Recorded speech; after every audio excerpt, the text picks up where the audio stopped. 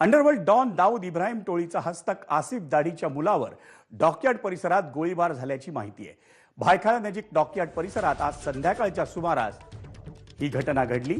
या घटनेत दुचाकीवरून आलेल्या अज्ञात हल्लेखोरांनी आसिफ दाढीचा मुलगा समीर शेखवर गोळीबार केला। त्यानंतर दोन्ही हल्लेखोर घटनास्थळावरून पसार झाले।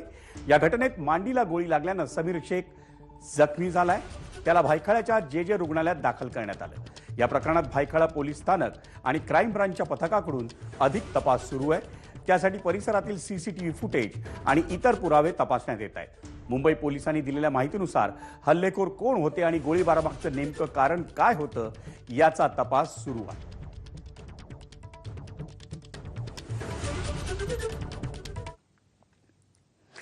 मुंबई भाजप अध्यक्ष अमित साटम यांच्यासह भाजपच्या मुंबईतल्या लोकप्रतिनिधींकडून आज